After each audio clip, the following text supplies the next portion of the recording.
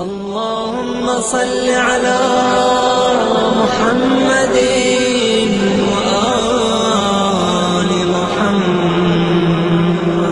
اعوذ باللہ من الشیطان اللعین الرجیم. بسم اللہ الرحمن الرحیم.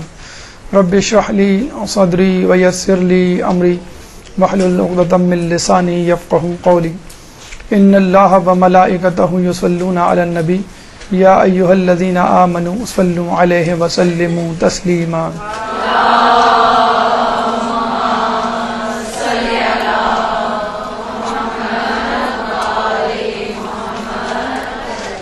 زیارت عراق کے حوالے سے ہماری گفتگو کا سلسلہ جاری ہے، اور اس ضمن میں نجف کے مقدس شہر کی زیارت سے، اس کی برکتوں سے بہرہ مند ہو رہے ہیں.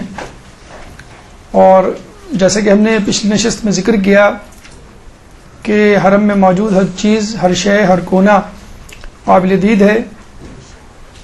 ثمرات اور دنیاوی ثمرات ہوں یا اخروی، تمام قسم کے ثمرات سے بھرپور ہے، بشرطے کہ انسان چشم معرفت رکھے. چنانچہ ہم نے ذریعہ مقدس وہاں موجود آرام کرنے والے ہمارے پہلے امام امیر المومنین مولائے کائنات اللہم صلی علی محمد و علی محمد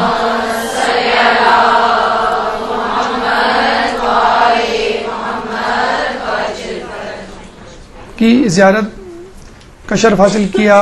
پھر انبیاء آدم و نوح علیہ السلام کی زیارت کی. پھر ان کے قرب جوار میں علامہ حلی مقدس اربیلی کی زیارت کی. اور خود حرم میں موجود جو عمارتی جگہیں ہیں جن کا تعلق عمارت سے ہے، مثلا گنبد ہے، مینارہ ہے، رواق ہے، صحن ہے، مسجدیں جو وہاں موجود ہیں، مسجد راس، مسجد خضرا، مسجد شاہین وغیرہ، ان کے تاریخی پس منظر سے بھی استفادہ کیا. اس کے بعد ہم حجروں کی طرف گئے اور ہم نے یہ کہا کہ بظاہر دلکشی اور خوبصورتی اور مختلف پینٹنگ سے آراستہ مزین یہ حجرے دلوں کو اور آنکھوں کو بھاتے ہیں، شاید ان کو خوبصورتی کے لیے رکھا ہے، لیکن جب ہم قریب جاتے ہیں تو پتہ چلتا ہے کہ یہاں پہ کچھ اہم مشہور شخصیات مدفون ہیں، یعنی علماء حضرات. اور جب مزید تحقیق کرتے ہیں تو پتہ چلتا ہے کہ شیخ بہائی نے خاص انداز سے علم فلکیات کو استعمال کرتے ہوئے کہ کب کس علم کا مربی ستارہ کس حجرے کے سامنے نمودار ہو تو انسان کو اس وقت وہ علم حاصل کرنا چاہیے تاکہ وہ علم فوراً اس کے دل و دماغ میں جاگزی ہو سکے. چنانچہ یہاں مدفون علماء کی زیارت آپ کے سامنے پیش کی گئی، ان کے حالات زندگی آپ کے سامنے پیش کیے گئے. اور دیکھا جائے جو ہم مولا کی زیارت کے لیے جاتے ہیں تو ان کی شخصیت مقدسہ ہے جو ہمیں کھینچ کے وہاں لے جاتی ہے، ورنہ زری بذات خود یا قبر مبارک بذات خود در و دیوار کی کوئی اہمیت نہیں. شخصیت کی اہمیت ہے جس نے نجف کو نجف اشرف بنایا ہے. اس کے بعد جو شخصیات وہاں پہ موجود ہیں اور جن کو مولا سے نسبت ہے، خود ان کی اپنی کسی سے نسبت نہیں، خود مولا سے نسبت ہے. علماء اکرام جو وہاں مدفون ہیں، حتیٰ کہ بادشاہ عز الدولہ جیسے ہم نے بتلایا کہ وہ بھی علامہ حلی کے ساتھ وہاں موجود ہیں. تو ایسے لوگوں کو بھی عزت مل گئی کہ جو کسی پائے مقام پہ نہیں تھے، کسی مرتبہ فضیلت والے نہیں تھے جیسے کہ علماء حضرات ہوتے، لیکن پھر بھی ان کو نسبت کی وجہ سے عزت مل گئی. اور مولا کی کرامات جو ہیں وہ اپنے دور میں اپنی زندگی میں بھی جاری تھی اور ان کے دنیا سے پردہ کرنے کے بعد بھی جاری رہیں. علماء اکرام جو وہاں پر موجود ہیں، جیسے کہ ہم نے آپ کو بتلایا کہ 500 سے زیادہ علماء اکرام کی فہرست انٹرنیٹ پہ کتابوں میں موجود ہے، اور 54 تقریباً حجرے ہیں کہ جو وہاں پہ آپ کو اطراف حرم میں مل جائیں گے. لیکن پھر بھی چونکہ وقت کی کمی کا بھی احساس مد نظر رکھنا ہوتا ہے، اور ہمیں معلوم نہیں تھا کہ یہ زیارات کے دروس اتنے طول کھنچ جائیں گے، یعنی شاید 2-4 لیکچر پہ مبنی دروس ہوں گے، یہ ہم نے سوچا تھا.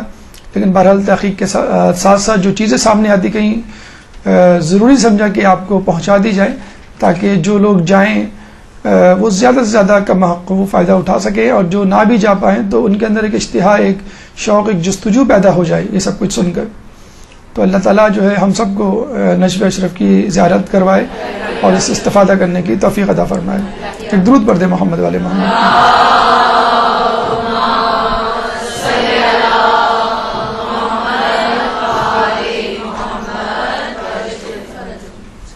ہم نے کہا کہ باب کبیر سے جب آپ داخل ہوتے ہیں، جو کہ پائنتی والا دروازہ ہے، اس کے الٹے ہاتھ پہ تھوڑا سا آگے جا کے باب قبلہ ہے۔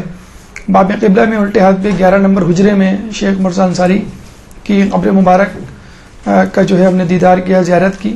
اس کے بعد 15 نمبر حجرے میں ہم محدث نوری اور شیخ عباس قمی کے پاس جو ہے وہ آئے، اور اس کے بعد جو ہے ہم نے جواد مغنیہ کا جو ہے وہ روزہ دیکھا، قبر مبارک دیکھی۔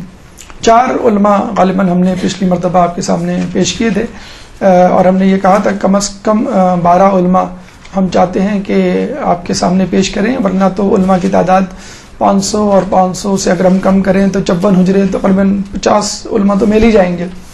اچھا، صرف علماء حجروں ہی میں نہیں ہیں، حجروں سے ذرا باہر جائیں، یعنی علامہ شیخ طوسی کی خبر آپ کو مل جائے گی، ٹھیک ہے۔ تھوڑا سا آگے جائیں، مطلب مین گیٹ پہ روزے کے کھڑے ہو کے آپ دیکھیں تو سامنے ہی سوق الحویش بازار ہے، وہاں پہ علامہ امینی جنہوں نے الغدیر کتاب لکھی ہے وہ مل جائے گی۔ تو بہرحال واکنگ ڈسٹینس پہ ہی خود نجف کے اندر ہی اندر اعتراف حرم میں آپ کو بہت سارے علماء مل جائیں گے۔ یہ تو فقط ان علماء کی بات ہے جو کہ حرم کے اندر جو ہیں وہ دفن ہیں۔ انشاءاللہ اگلے آنے والے دروس میں ہم علماء کی قبروں کی طرف بھی جائیں گے جو حرم کے اطراف میں واقع ہیں۔ آئیے ہم جو ہے وہ 5ویں عالم دین شیخ نعمت اللہ جزائری کی طرف چلتے ہیں کہ جو حجرہ نمبر 19 آپ کو جو ہے باب قبلہ سے شروع کرنا ہے۔ ویسے تو باب فرج جو ہے وہاں پر حجرہ نمبر 1 ہے، اور اس سے جب آپ اینٹی کلاک وائز گھومتے ہیں اور باب قبلہ کی طرف آتے ہیں تو باب قبلہ سے ذرا سا پہلے 11 نمبر میں شیخ مرزا انصاری، پھر آپ اپنا سفر جاری رکھتے ہیں اینٹی کلاک وائز تو آپ کو جو ہے شیخ محدث نوری اور شیخ عباس قمی اور جواد مغنیہ نظر آتے ہیں۔ تھوڑا سا ہم آگے بڑھتے ہیں، اینٹی کلاک وائز ہی موو کر رہے ہیں ہم، تو 19 نمبر حجرے میں شیخ نعمت اللہ جزائری نظر آتے ہیں۔ سید شیخ نعمت اللہ جزائری، شیخ نام عموماً محدثین کے لیے یا بزرگ علماء کے لیے استعمال کیا جاتا ہے بہرحال یہ سید نعمت اللہ جزائری 19 نمبر حجرے میں موجود ہیں، اور اپنے زمانے کے بہت بڑے جید عالم، اپنے زمانے کے مرجع، اور بہت ہی تکلیف اور بہت ہی زحمتوں سے انہوں نے علم حاصل کیا۔ اگر آپ ان کی رودات پڑھیں قصص العلماء میں مرزا احمد تنکابنی نے ان پہ تقریباً 16 صفحات صرف کیے ہیں، اور ان 16 صفحات میں پوری رودات لکھی ہے کہ بچپن سے لے کے جوانی اور وفات تک یہ کن مراحل، کتنی مشکلات سے کتنے سفر کیے ہیں، اور کتنی بیماریوں، کتنے حادثوں، پھر باقاعدہ انہوں نے آخر میں تذکرہ بھی کیا ہے کہ میں ان مسائل سے دوچار ہوا، اور ان مشکلوں کو ایک عالم دین کو ذہن میں رکھنا چاہیے کہ جب وہ علم دین حاصل کرے گا تو علم دین حاصل کرنے کے ساتھ ساتھ اس کو ان چیزوں سے سابقہ پڑے گا۔ حتیٰ کہ انہوں نے یہ بھی تذکرہ کیا ہے کہ بعض اوقات مجھے حاسدین سے بھی جو ہے وہ سامنا کرنا پڑا، اور میرے حاسدین یعنی میرے ساتھ پڑھنے والے لوگوں نے میری کتابیں جو ہیں وہ دریا برد کر دیں، جلا دی اور کہیں چھپا دی، اور مجھے میری کتابوں سے محروم کر دیا۔ اور ہوتا یہ پروفیشنل جیلسی جسے کہتے ہیں کہ ہر شخص بہرحال علم دین کی طرف اپنا رخ کر سکتا ہے، لیکن اگر اس کو تزکیہ نفس نہیں ہوگا تو حسد، کینہ، تکبر ساتھ ساتھ چلیں گے۔ ہر شخص عبادت کر سکتا ہے، لیکن یہ کہ اگر خلوص نیت نہ ہو عبادت میں تو پھر اس میں غرور اور تکبر آ جاتا ہے، جیسے شیطان کے اندر آ گیا تھا، اس طرح سامری کے اندر جو ہے علم کا تکبر، یا بلعم باعور کے اندر علم کا تکبر آ گیا تھا۔ تو عابدین میں بھی علم عبادت کا تکبر آ سکتا ہے، اور علماء میں بھی علم کا تکبر آ سکتا ہے۔ اسی لیے کہا گیا ہے کہ علم کے ساتھ ساتھ اگر تزکیہ نفس نہ ہو تو انسان معلومات تو اکٹھا کر لیتا ہے، علم نہیں۔ معلومات سے اس کے ظاہری علم میں اضافہ ہو جاتا ہے، لیکن جو نورانیت ہے جس سے وہ صحیح اور غلط کا فیصلہ کرتا ہے وہ نہیں پیدا ہو پاتی۔ تو شیخ نعمت اللہ جزائری کے بارے میں کہا جاتا ہے کہ آپ علامہ مجلسی کے ہونہار شاگردوں میں سے تھے. علامہ مجلسی جن کے بارے میں کہا جاتا ہے کہ انہوں نے جو طریقہ کار اپنایا تھا تحریر اور تالیف کا وہ انتہائی حیرت انگیز ہے اور اب تک لوگوں کو ورطۂ حیرت میں ڈالنے والا ہے.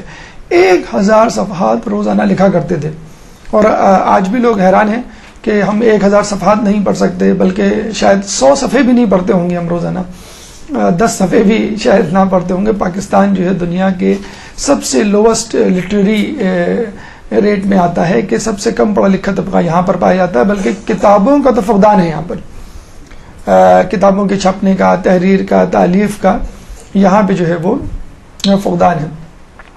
تو علامہ مجلسی 1000 صفحات لکھا کرتے تھے. ان کے بارے میں کہا جاتا ہے کہ ان کے 1000 اسٹوڈنٹ تھے. 1000 اسٹوڈنٹ اس زمانے میں ہونا ایک بہت بڑی بات ہے. اس کے ساتھ ساتھ کافی متمول تھے اور کہتے ہیں کہ اس زمانے کے علماء جو غربت کا شکار تھے وہ ان سے کہا بھی کرتے تھے کہ آپ نے جو انداز طریقہ زندگی اپنایا ہوا ہے وہ مناسب نہیں, آپ کو فقر و فاقہ کی زندگی گزارنی چاہیے, آپ کو زہد اختیار کرنا چاہیے. تو انہوں نے یہی کہا تھا کہ میں زہد کا مطلب فقر و فاقہ نہیں ہے, زہد کا مطلب ہے کہ دنیا میں دل نہ لگانا, اور ٹھیک ہے میرا دنیا میں دل نہیں لگا ہوا, اور اپنی اسی مال و دولت سے انہوں نے کئی کام کیے, یعنی طلبہ کی مدد کی, فقیر و مسکینوں کو کھانا کھلایا, مساجد مدارس کی تعمیرات اور ان کی فلاح و بہبود اور ان کا خرچہ چلانا, بہت سارے کام انہوں نے اپنے ذمے لیے ہوئے تھے. خود شیخ محدث نوری کہا کرتے ہیں کہ میری مالی مشکلات سب سے پہلے اور ہمیشہ کے لیے وہ علامہ مجلسی سے ملاقات کرنے کے بعد ختم ہوئی.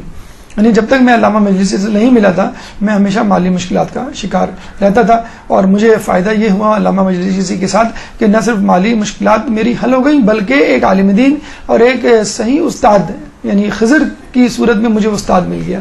پھر انہوں نے باقی زندگی انہی کے ساتھ گزاری. علامہ مجلسی کے بارے میں محدث نوری فرماتے ہیں کہ بڑے ہی پرمزاح شخصیت تھے, یعنی ہیومرس پرسنالٹی تھی, ہنسی مذاق کیا کرتے تھے اپنے اسٹوڈنٹ کے ساتھ, بے تکلف رہا کرتے تھے کہ کوئی اسٹوڈنٹ, کوئی میرا شاگرد جو ہے کسی روب و دبدبے اور کسی پریشر دباؤ کی وجہ سے, کسی خوف کی وجہ سے میری اطاعت نہ کرے بلکہ کھلے دل سے میری اطاعت کرے, میری بات کو مانے. تو علامہ مجلسی اکثر محدث نوری کو جو ہے وہ ٹھہرا لیا کرتے تھے یا کہہ دیا کرتے تھے کہ مدرسہ ختم ہونے کے بعد تم شام میں یا مغرب کے بعد میرے پاس آ جانا. پھر وہاں بیٹھ کے جو ہے ان کی تصنیف و تالیف میں مدد کیا کرتے تھے, جیسے شیخ عباس قمی کے بارے میں ملتا ہے محدث نوری کی مدد کیا کرتے تھے. تو نعمت اللہ جزائری کے بارے میں ملتا ہے کہ وہ اکثر جایا کرتے تھے, ان کے ساتھ بیٹھا کرتے تھے, تصنیف و تالیف میں ان کی مدد کیا کرتے تھے. کبھی وہ املا کرواتے تھے تو وہ لکھا کرتے تھے, کبھی کتابوں میں سے حدیثوں کو ڈھونڈنا. اس زمانے میں کمپیوٹر تو تھا نہیں کہ آپ رائٹ کلک پہ موضوع لکھیں اور رائٹ کلک کریں تو بہت ساری حدیثیں آ جائیں. تو مختلف اور موٹی موٹی کتابوں کو اٹھانا اور ان کو پڑھنا اور اس میں حدیثیں ڈھونڈنا, ورق پلٹانا بہت مشکل کام ہوا کرتا تھا. تو نعمت اللہ جزائری کہتے ہیں کہ حالانکہ پرمزاح شخصیت تھے اور مجھ پہ بہت مہربان تھے, میں 1000 طالب علموں میں ان کا ہونہار ترین شاگرد تھا.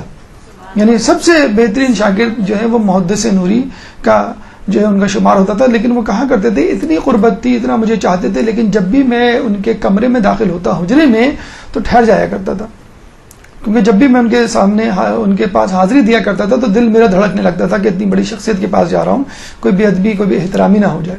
تو ان کے حجرے کے دروازے کے باہر کھڑا ہو کے کچھ دیر میں اپنے دل کی دھڑکنوں کو درست کیا کرتا تھا, یعنی اپنے آپ کو جو ہے وہ اپنے حواس میں آیا کرتا تھا, پھر جو ہے ان کے حجرے میں حاضری دیا کرتا تھا. نعمت اللہ جزائری کے بارے میں ملتا ہے کہ اتنی زیادہ فقر و فاقہ اور پریشانی کے عالم میں زندگی گزاری کہ بعض اوقات 2 دن گزر جاتے تھے, کچھ نہیں کھانے کو ملتا تھا, فقط پانی پہ. جیسے ہم نے آپ کو بتلایا پہلے کہ مقدس اردبیلی تربوز کے چھلکے کھایا کرتے تھے, تو یہ صرف مقدس اردبیلی کے نہیں ہے, اکثر طلباء یعنی علماء اپنے طالب علمی کے زمانے میں اسی طرح زندگی گزارا کرتے تھے. تربوز کے چھلکے ہی کیا, جو بھی گلی سڑی سبزی مل جائے بعض اوقات اس پہ گزارا کیا کرتے تھے. تو نعمت اللہ جزائری کے بارے میں ملتا ہے کہ وہ بھی اسی طرح تربوز کے چھلکے کھایا کرتے تھے. بعض اوقات پورا دن 2 دن گزر جاتے تھے, ان کو کھانے کا کچھ نہیں ملتا تھا, تو وہ پانی پہ گزارا کیا کرتے تھے. تو کہتے ہیں ایک دفعہ میری بھوک سے شدید بری حالت تھی اور صرف پانی کے علاوہ میں نے 2 دن سے کچھ نہیں کھایا تھا. تو ساتویں امام موسیٰ کاظم علیہ السلام کے بیٹے اللہم صلی علی محمد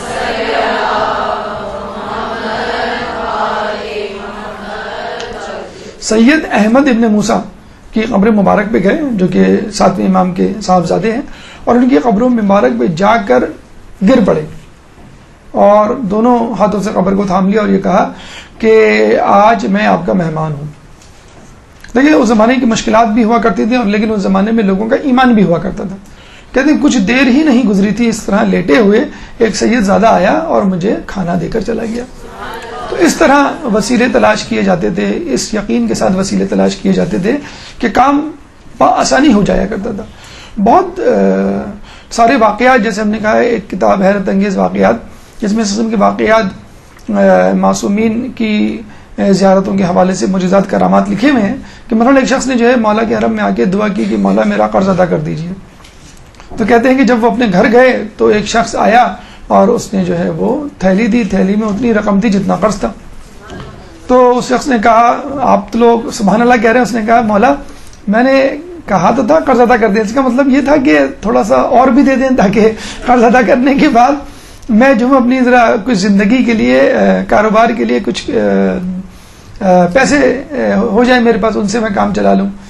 تو پھر انہوں نے کہا کہ چلو یہ رقم تو فی الحال اس قرض خواہ کو دے دیں جو مانگ رہا ہے، اس کو قرض دے دیا۔ پھر آ کے مولا سے کہا کہ مولا جو ہے میں چاہتا ہوں کہ تھوڑا سا اور مل جاتا مجھے تاکہ میں اپنی گزر بسر کے لیے کوئی چھوٹا موٹا کاروبار کر لیتا۔ تو جتنی رقم ان کے ذہن میں تھی اتنی ہی رقم دوبارہ دوسرے دن ایک شخص نے آ کے ان کو دی۔ تو بھوک پیاس کیا، مال و دولت کیا، اولاد کیا، سب چیزیں مل جایا کرتی تھی، مشکلات بھی ہوا کرتی تھی، لیکن لوگوں کی ایمان بھی ہوا کرتے تھے۔ اب شاید یہ معجزات اور کرامات نہیں ہوتے کیونکہ ہمارا مادی وسائل پر جو ہے وہ زیادہ سہارا یا ایمان ہو گیا بنسبت ان چیزوں کے۔ انہی محدث نوری، ایک تو ہم نے بتایا تھا کہ شیخ عباس قمی کے بارے میں ان کی بینائی کمزور ہوئی، آنکھوں میں درد ہوا تو کافی انہوں نے لے لی، محدث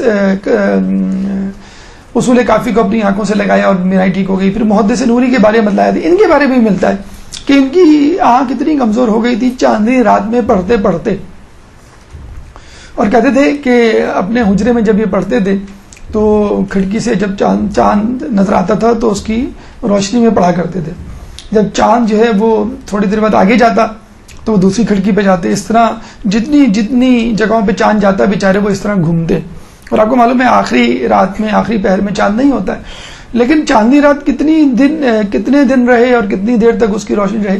تو بہرحال ان کی شیخ مرزا انصاری کے بارے میں ملتا ہے کہ ان کی بھی روشنی اور بینائی اسی لیے کم ہوئی چاندنی رات میں پڑھ کے، اور ان کے بارے میں ملتا ہے کہ ان کی بینائی کمزور ہو گئی تھی چاندنی راتوں میں پڑھ کے۔ انہوں نے بھی وہی کیا جو کہ شیخ عباس قمی نے کیا، جو شیخ محدث نوری اور جتنے لوگ گزرے ہیں کہ خاک شفا کو کربلا کبھی گئے، کبھی مولا حسین کی قبر مبارک پہ، کبھی مولا علی کی، اس طرح جہاں جہاں جاتے وہاں کی قبر مبارک سے جو ہے وہ مٹی اٹھا کے لے آتے، خاک شفا اٹھا کے لے آتے اور اس کو جو ہے وہ اپنی آنکھوں پہ لگاتے اور بینائی ان کی واپس آ جاتی۔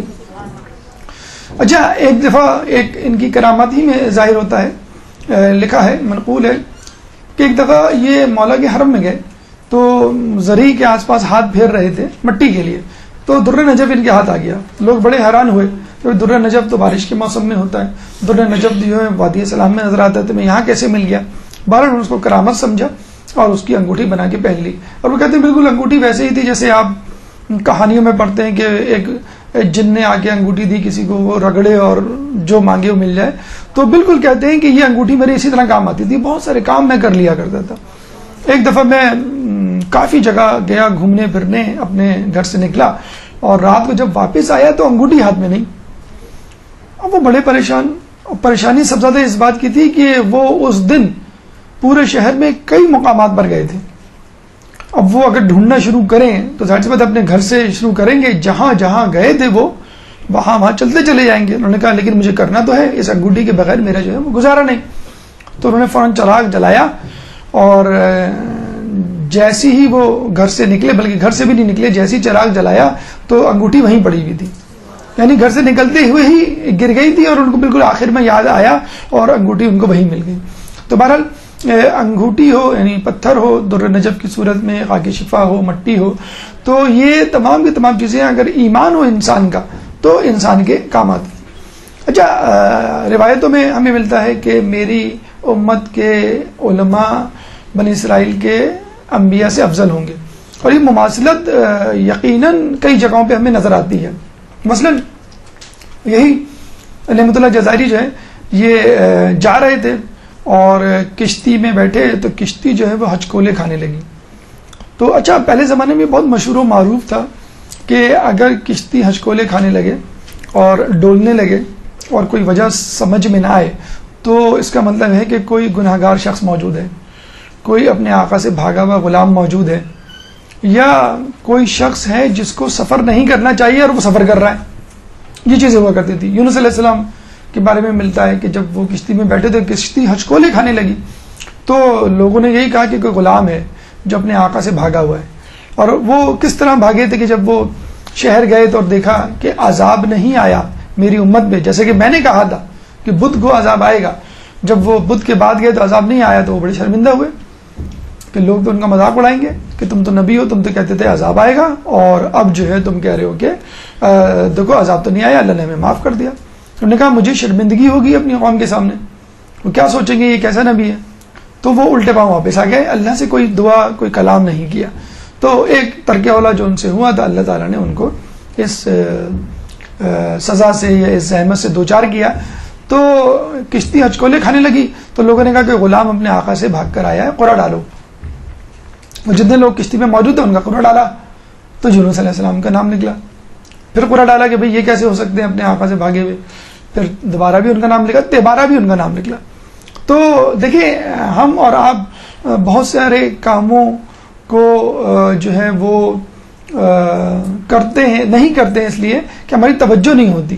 مثلا کوئی غلط بات, کوئی حادثہ, کوئی بیماری, کوئی خلاف توقع, خلاف مزاج بات ہو جائے تو نیکوکار ہمیشہ یہی سوچتا ہے کہ کہیں مجھ سے کوئی غلطی تو نہیں ہوئی. جیسے شیخ عباس قمی جب بینائی کمزور ہوئی تو انہوں نے کیا سوچا کہ کہیں اہل بیت نے اپنی محبت سے مجھے دور تو نہیں کر دیا, اپنی ولایت سے محروم تو نہیں کر دیا, خدا نخواستہ اتنی بڑی بات.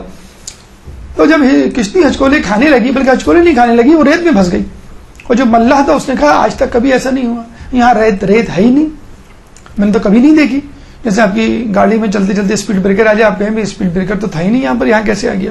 تو وہ ریت میں پھنس گئی, نیچے اترے تھے, ایک دن ایک رات لگ گئی. تو وہ ریت ہٹائی, پھر دوبارہ کشتی کو آگے بڑھایا, تھوڑی دیر آگے گئے, پھر کشتی پھنس گئی, پھر ریت. اور وہ ملہ بڑا پریشان کہ بھئی یہ سفر تو بہت آسان ہے اور میں خود کئی مرتبہ اس راستے سے جا چکا ہوں, میں نے تو کبھی ریت نہیں دیکھی, آج کیوں ریت ہے. جب 2-3 مرتبہ ایسا ہوا تو آپ نے یہ کہا کہ ہو نہ ہو یہ سفر میرے لیے مناسب نہیں. انہوں نے خود سے پوچھا کہ آج کون سی تاریخ ہے, تو پتہ چلا کہ جمادی الثانی کی آخری تاریخیں تھیں. آج اب جو ہے وہ ہمارا مہینہ شروع ہو گیا ہے, آخری تاریخ. اس کے بعد جو ہے وہ رجب, انہوں نے کہا 13 رجب. اور اتفاق سے جہاں سے وہ گزر رہے تھے نجف اشرف قریبی تھا. ایک ہوتا نا کہ آپ کہیں سے گزرے تو آپ کے دل میں آتا ہے کہ چلو میں یہاں سے بھی ہو کے اپنا کام کر لوں, یہاں سے بھی یہاں کی بھی زیارت کر لوں, یا ان صاحب سے بھی مل لوں. تو ان کے دل میں یہ آ تو رہا تھا کہ جب میں نجف اشرف کے قریب سے گزر رہا ہوں تو کیوں نہ میں زیارت کر لوں, لیکن بس انہوں نے ضروری نہیں سمجھا ہوگا کہ چلو مجھے گھر جانا ہے اپنے ملک. تو ان کے ذہن میں آیا کہ جب 13 رجب اتنی بڑی مخصوصی آ رہی ہے اور نجف اشرف جو بہت زیادہ دور بھی نہیں ہے تو میں کیوں سفر کر رہا ہوں. تو ان کو فوراً یہ ذہن میں آیا کہ مولا چاہتے ہیں کہ میں ان کے حرم کی زیارت کروں, اس لیے بار بار میرے سفر میں رکاوٹ پیدا ہو رہی ہے. چنانچہ کشتی والے کو کہا کہ بس میں اپنا سفر ترک کرتا ہوں, مجھے آگے نہیں جانا, اور وہیں سے الٹے پاؤں واپس پلٹے اور مولا کی زیارت کے لیے نجف اشرف چلے گئے. تو یہ دیکھیں جو نیکوکار ہوتا ہے, محبان اہل بیت میں سے ہوتا ہے, اللہ تعالیٰ اس کو بہانے سے نیکی کرنے کا موقع فراہم کرتا ہے. ان کی بہت ساری کتابیں ہیں, انوار النعمانیہ, تزکیہ نفس, اخلاقیات اور اپنے آپ کو سنوارنے کے حوالے سے, شرح لکھی ہے انہوں نے نہج البلاغہ کی, صحیفہ کاملہ کی شرح جامی بھی انہوں نے لکھی ہے, غایۃ المرام فی شرح تہذیب الاحکام, تہذیب الاحکام کی شرح بھی انہوں نے لکھی ہے. نور سافٹ ویئر آج کل بہت کامن ہے, لیکن اتفاق سے فارسی اور عربی میں اس کے سارے سافٹ ویئر ہیں. تو وہ ایک بڑا اچھا کام کر رہے ہیں کہ جتنے بھی مشہور علماء گزرے ہیں, معروف یا غیر معروف, آہستہ آہستہ ان علماء کی تمام تصانیف ایک سی ڈی میں بند کر رہے ہیں. جیسے علامہ مجلسی نے جو کچھ لکھا, امام خمینی نے جو لکھا, خوئی صاحب نے جو لکھا, تو جن افراد کی جتنی تصانیف ہیں ابراہیم امینی ہیں آپ کے دست غیب ہیں ایک سی ڈی میں، تو ان کی بھی آثار محدثی یا آثار جزائری کر کے جو ہے ان کی تمام تصانیف جو ہے ایک سی ڈی میں بند کر دی ہیں. تو اگر فارسی کی کسی کو شدبد ہو تو نور سافٹ ویئر کو استعمال کر کے بعض اوقات تو انہوں نے یہ بھی کیا ہے کہ ایک سی ڈی میں 15 تفاسیر ہیں، ایک سی ڈی میں 40 تاریخ کی کتابیں ہیں، ایک سی ڈی میں جو ہے وہ پوری مطلب جو ہے وہ بحار الانوار اور 4 کتب اربع جو ہے وہ شامل ہیں. اچھا، اس کا طریقہ یہ ہے کہ انہوں نے باقاعدہ اس کو ٹائپ کیا ہے، اور ٹائپ کرنے کا فائدہ یہ ہے، فرض کر لیں بحار الانوار میں مولا علی کی فضیلت آپ لکھ دیں، اس کے اوپر وہ تمام فضیلت سے متعلق احادیث آ جائیں گی. بی بی سیدہ آپ لکھ دیں، تمام احادیث آپ کو آ جائیں گی.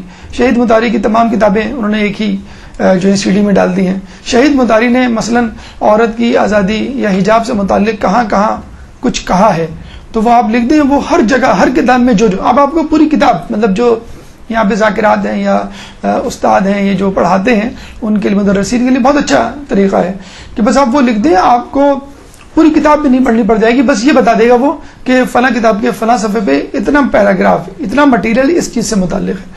تو آپ بڑے مزے سے ایک ہی موضوع سے متعلق کئی کتابوں کو مکمل طور پہ پڑھے بغیر درس تیار کر سکتے ہیں. تو بہرحال یہ جی فارسی میں ہے، یہ اب دعا کریں وہ لوگ اردو کی طرف آئیں، اور اردو کی طرف وہ اسی وقت آئیں گے جب ہم اردو میں کتابیں پڑھنا شروع کریں گے. تو اردو میں مٹیریل ملنا نہایت مشکل کام ہوتا ہے، ویب سائٹ بھی جو ہے ملنا بہت مشکل ہوتا ہے. آپ نام کچھ لکھیں آتا کچھ ہے، سید احمد مستمت لکھیں تو سید احمد خان آ جاتا ہے. تو جو ان کی سرچ ہے وہ بھی بڑی مشکل ہے، اردو کی مٹیریل بھی بہت کم ہے. لیکن بہرحال جتنی کتابیں اویلیبل ہیں کم از کم آپ ان سے ضرور فائدہ اٹھائیں جو ویب سائٹس موجود ہیں.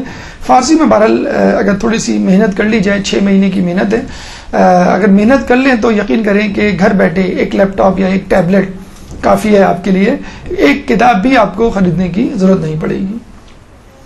ایک درود پڑھتے محمد والے محمد.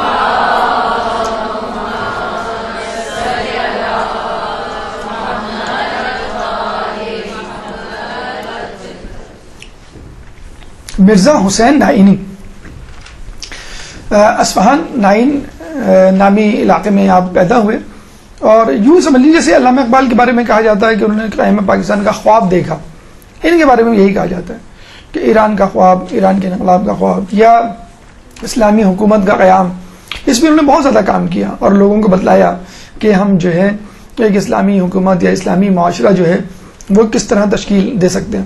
اس زمانے میں یعنی 18ویں صدی کی یہ بات ہے، 17، 18، 19، یہ وہ 3 صدیاں ہیں کہ جس میں انگلینڈ نے اور فرانس نے پوری دنیا میں قبضے کا، چور بازاری کا جو ہے بازار گرم کر رکھا ہوا تھا. اور بڑے فخر سے یہ کہا جاتا تھا کہ ایک زمانہ تھا کہ برطانوی حکومت کا سورج نہیں غروب ہوتا تھا، یعنی جب وہ غروب ہوتا تھا تو اسی کی کسی کالونی میں نمودار ہوتا تھا. اور ان کا طریقہ کیا ہوتا تھا کہ کاروبار کے ذریعے، کیونکہ ان کے پاس مشینیں موجود تھیں برطانیہ میں، ان مشینوں سے جلدی جلدی را مٹیریل سے وہ مثلا کپڑے بناتے تھے، مشینیں بناتے تھے، موٹر کار بناتے تھے، اور پھر انہی جگہوں پہ جا کے بیچتے تھے. تو اپنے ایجنٹس تاجروں کی صورت میں انہوں نے جیسے پاکستان میں بر صغیر پاک و ہند میں بھیجے، ایسٹ انڈیا کمپنی، اس طرح ایران عراق میں بھی بھیجے، اور آہستہ آہستہ لوگوں کو اپنا غلام بنایا. جیسے اب پاکستان میں بھی آپ دیکھ رہے ہیں چائنا جس طرح چھا رہا ہے اسٹاک ایکسچینج میں، گوادر ایئرپورٹ پہ، اسٹیل مل میں، سڑکوں پہ، تو مختلف جگہوں پہ آپ دیکھتے ہیں. تو جب کوئی شخص باہر سے آتا ہے اور آپ کی اکانومی کو کیپچر کرتا ہے، مارکیٹ کو، تو معاشی طور پہ بھی بدحال ہوتے ہیں ہم، اور تہذیبی طور پہ بھی مفلوق الحال ہو جاتے ہیں. پھر آپ کو اس کمپنی اور اس ماحول میں ڈھلنا پڑتا ہے. جیسے انگریز جب یہاں پر آیا تھا تو اس نے جو انگریزی کو رواج دیا، اس نے جو اپنے لباس کو رواج دیا، اس نے جو ہے اپنی ثقافت کو، مکس گیدرنگ کو اور تھیٹر کو یا ڈراموں کو، فلموں کو رواج دیا. تو یہی کام جو ہے انگریز نے ایران عراق اور دوسری جگہوں پہ کرنے کی کوشش کی. تو عراق میں اور ایران میں دونوں جگہ پہ علماء کی وجہ سے، فقط علماء کی وجہ سے کافی مزاحمت کا سامنا کرنا پڑا، اور وہ محکومیت کسی حد تک تو وہ غالب آ گئے تھے، لیکن جس طرح انہوں نے ہم کو محکوم بنایا 100 سال تک برصغیر پاک و ہند کو، وہ ایران عراق کو محکوم نہیں بنا سکے فقط علماء کی مزاحمت کی وجہ سے. علماء سمجھ گئے تھے کہ یہ ہم پہ قبضہ کرنے آئے، نہ صرف معاشی طور پہ بدحال کر کے چھوڑیں گے بلکہ ہمیں ہمارے دین سے بھی بیگانہ کر دیں گے. تو اس زمانے میں کالونیزم ایک لفظ مشہور ہوتا تھا کہ آپ جہاں بھی جائیں وہاں کے غریب لوگوں کو معاشی بہتری، خوشحالی کا تانا خواب دکھا کے، معاشی خوشحالی کا خواب دکھا کے اس سے اس کی ثقافت کو چھین لیں، اس سے اس کے مذہب کو، ایمان کو، عقیدے کو چھین لیں. تو یہ کیا، تو اس زمانے میں مرزا نائینی اور ابو الحسن اصفہانی اسپیشلی یہ دو نام ہوا کرتے تھے، انہوں نے بہت زیادہ ریزسٹنس کی. اس کے بعد پھر ماشاءاللہ مرزا شیرازی جو تمباکو کا فتویٰ انہوں نے دیا تھا، وہ تمام علماء جو ہے مل کر انہوں نے جو ہے ریزسٹ کیا. تو جب انہوں نے کمیونزم کے خلاف آواز کو بلند کیا، جب اس زمانے میں یعنی وہ سمجھ لیا 18ویں صدی کا آخری تھا اور 19ویں صدی کی شروعات تھی. اس زمانے میں جو بادشاہ ہوتے تھے، مثلا قاجار فیملی اس زمانے میں ایران میں تھی، تو اس زمانے میں بادشاہ بھی بڑی سیاسی اور معاشی ابتری کا شکار تھے. جیسے بہادر شاہ ظفر کے ساتھ ہوا کہ وہ بھی جو ہے وہ شان و شوکت، جاہ و جلال اور خوشحالی نہیں رکھتے تھے، جس کی وجہ سے انگریز ان پر غالب آ گئے. تو قاجار کے ساتھ بھی یہی ہوا اور جو فیملی تھی ان کے ساتھ بھی قاجار کی یہی ہوا. تو علماء نے آ کے باقاعدہ رجسٹ کیا اور یہ کہا کہ ان لوگوں کو، یعنی ان تاجروں کو یا برٹش امپائر کو اپنے صفوں میں نہ گھسنے دو، یہ جو ہے ہم کو دین سے ہاتھ دھونے پہ مجبور کر دیں گے. تو ان کو جلاوطن کیا، مطلب بادشاہ نے اور برٹش ایجنٹس نے مل کر، اور یہ پھر جو ہے وہ ایران گئے اور ایران میں ابو الحسن اصفہانی ان کے ساتھ موجود تھے، عبد الکریم حائری وہاں موجود تھے. تو ان تمام لوگوں نے ایران کی اول انقلاب کی بنیاد رکھی اور وہاں پہ کولونزم اور استعمار کو آنے سے وہاں روکا. یہ ایک ٹکٹ جو ایران نے جو ہے ان کی ولادت کے موقع پہ جاری کیا. اب آئیے 7ویں عالم دین جو حجرہ نمبر 23 میں مدفن ہے، سید احمد مستنبط. ایک درود پڑھ دیں محمد علیہ محمد.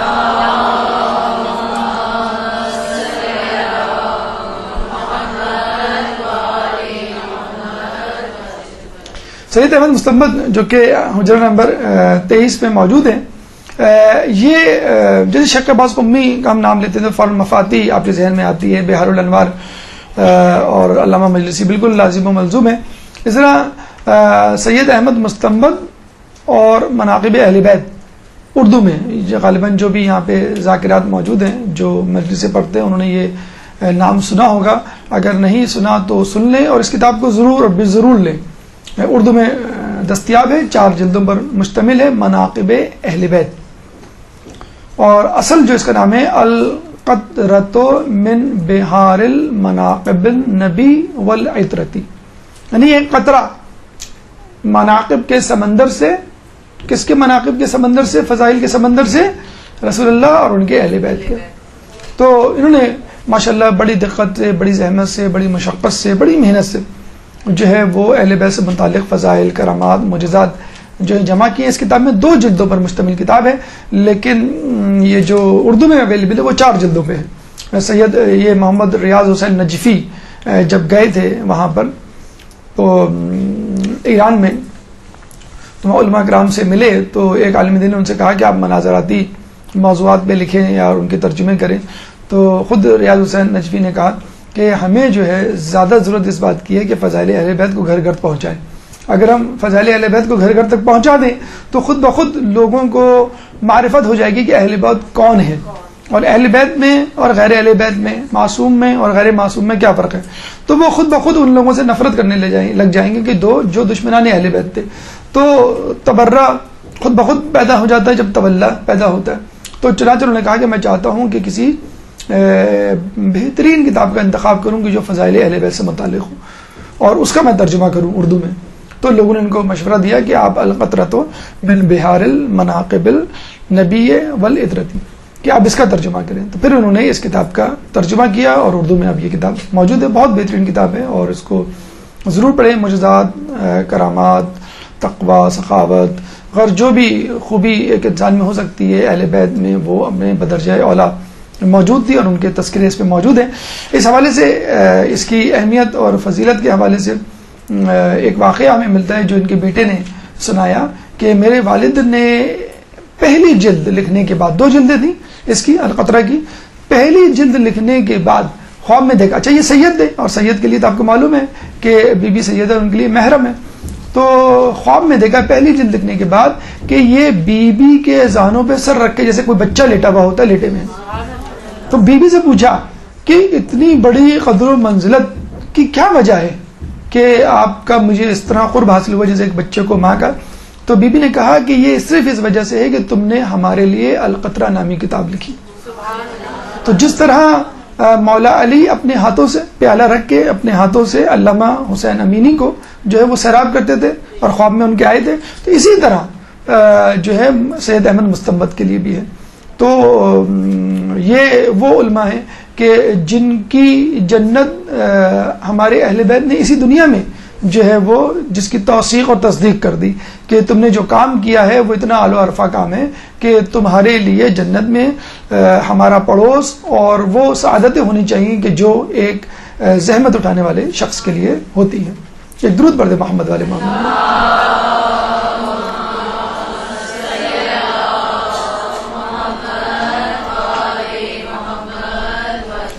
شیخ محمد کاظم آخوند خراسانی شیخ مرزا انصاری کے بہترین شاگرد, ہونہار شاگرد, قابل فخر شاگرد. اور آپ کو ہم نے یہ بھی بتلایا تھا کہ شیخ مرزا انصاری کی 2 کتابیں رسائل اور مقاصد حوزے میں پڑھائی جاتی ہیں, جس کے بعد آپ درس خارج کا رخ کرتے.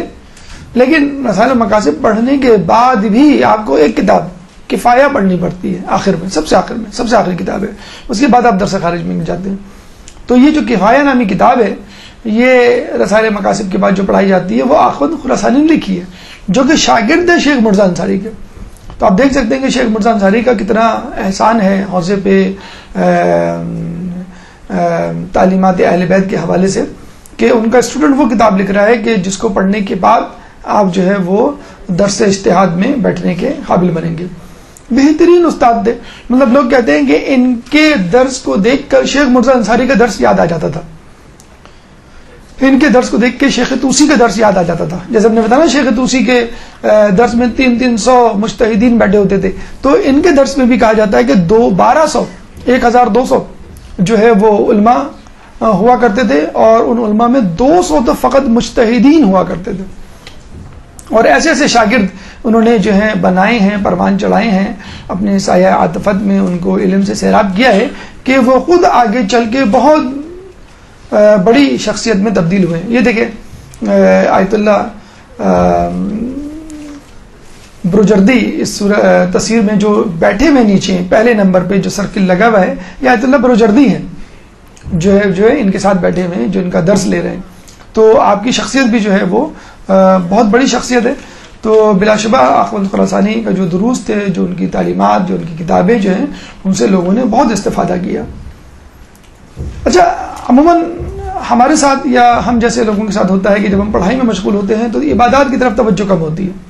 ہم نے بتلایا تھا آپ کو شیخ مرزا انصاری کے بارے میں کہ اتنے زیادہ پڑھنے لکھنے سے ان کا تعلق تھا, لیکن اس کے باوجود 1 سپارہ روزانہ نماز جفات, جعفر طیار روزانہ نماز زیارت عاشور, جامع کبیرہ وغیرہ وغیرہ کتنے اعمال وہ کیا کرتے, نوافل تمام پڑھا کرتے تھے. تو ان کے بارے میں بھی کہا جاتا ہے آخوند خراسانی کے بارے میں, جب یہ نجف اشرف میں تھے تو ان کا پڑوسی جو تھا وہ کہا کرتا تھا کہ میری چھت اور ان کی چھت آپس میں ملی ہوئی ہے. اور اکثر لوگ جو ہے وہ گرمی کے موسم میں مثلا اوپر چھت پہ جا کے نماز پڑھا کرتے تھے, نماز شب اور نماز فجر. تو یہ کہا کرتے ہیں کہ اکثر جب میری آنکھ کھلتی تھی, بلکہ میری آنکھ ہی کھلتی تھی کسی کی سسکیوں کی آوازوں سے, تو جب میں غور سے دیکھتا تھا اپنے آس پاس تو مجھے دوسری چھت پر ایک شخص سجدے میں نظر آتا تھا, اور اتنا زیادہ اتنی شدت سے وہ گریہ کیا کرتے تھے آخوند خراسانی کہ جیسے کوئی مجرم اپنے جرائم پہ رو رہا ہو, کہ بہت بڑا گناہگار جو ہے اپنے گناہوں پہ رو رہا ہو, کہ پتہ نہیں اس نے کیا کر دیا ہے کہ شاید اس کی معافی بہت مشکل ہے, اور اس لیے بہت زیادہ شد و مت سے روزانہ آنسوؤں سے رو رو کر اللہ تعالیٰ سے اپنی مغفرت کی دعا طلب کر رہا ہے. تو آخوند خراسانی اس زمانے میں کتنے بلند پایا کے عالم دین, بلند پایا کے متقی پرہیزگار, لیکن اس کے باوجود کرنا تو ہم جیسے گناہگاروں کو چاہیے, لیکن وہ ایک عالم دین, ایک مرجع جو ہے راتوں کو اس طرح رو رہا ہے کہ شاید اس وقت سب سے زیادہ روئے زمین پہ سب سے زیادہ گناہگار وہی شخص ہو. تو یہ ان کا تقوی، یہ ان کا خلوص اور عبادت میں ان کا حصہ. یاد رکھ لیجئے ہمیشہ کہ جب بھی آپ علم حاصل کریں گے، جب تک اس میں عبادت کی چاشنی نہیں آئے گی، جب تک سجدوں کی تکرار نہیں ہوگی، سجدوں اور رکوع کی طوالت نہیں ہوگی، قرب الہی نہیں ہوگا، اس وقت تک آپ کا علم جو ہے وہ حقیقی علم میں نہیں تبدیل ہو سکتا. اچھا، اتنی زیادہ عبادت، اتنا زیادہ علم سے ان کی وابستگی، درس و تدریس سے وابستگی، ہمیں اور آپ کو اگر کہہ دیا جائے کہ بھی آپ کو جو ہے وہ نجف میں گھر دیا جا رہا ہے تو آپ کتنے زیادہ خوش ہوں گے. ہمیں اور آپ کو جو کہا جائے کہ بھئی حرم جانا ہے، ہم کتنے خوش ہوں گے. اور ہو سکتا ہے پورا پورا دن ہم لگا دیں جب تک کوئی بہت ضروری جو ہے وہ چیز یا امر پیش نہ آ جائے. ان کے بارے میں ایک عجیب بات کی جاتی ہے احمد خراسانی کے بارے میں کہ جب یہ حرم جاتے تھے تو بہت جلدی زیارت پڑھ کے نکل آتے تھے. ایک دو مرتبہ نہیں کہ شاید کوئی کام یاد آ گیا ہو، ہمیشہ فوراً کے فوراً جاتے تھے، بس فوراً کے فوراً زیارت پڑھی اور بس فوراً کے فوراً نکل آئے. تو لوگ اس کو نوٹ کرتے تھے اور اس حد تک نوٹ کیا کہ انہوں نے باقاعدہ ان سے کہہ دیا کہ آقا بہت عجیب سا لگتا ہے، مطلب بہت برا لگتا ہے، سیدھی سی بات ہے کہ آپ اتنی جلدی نکل آتے ہیں. ٹھیک ہے آپ زیارت نہ پڑھیں، اگر آپ کو مختصر زیارت پڑھنی ہے مختصر زیارت پڑھیں، لیکن اتنی جلدی تو نہ نکلیں گا کم از کم. کیا محسوس کرتے ہیں لوگ کہ نعوذ باللہ خدا نہ خاصا کیا آپ کو مولا سے محبت نہیں؟ لوگ تو گھنٹوں ذریعے سے جو ہے وہ لپٹ کے چپک کے اور جو ہے وہ پکڑ کے کھڑے رہتے ہیں. تو یقین کریں انہوں نے کیا جواب دیا؟ انہوں نے اپنی داڑھی کو پکڑا اور کہا کہ کیا تم چاہتے ہو اس عمر میں اس سفید داڑھی کے ساتھ میں مولا سے ریاکاری کروں اور اپنی جھوٹی محبت کا ان کو جو ہے وہ یقین دلاؤں کہ مولا میں یہاں بیٹھا ہوں کیونکہ آپ سے محبت کرتا ہوں.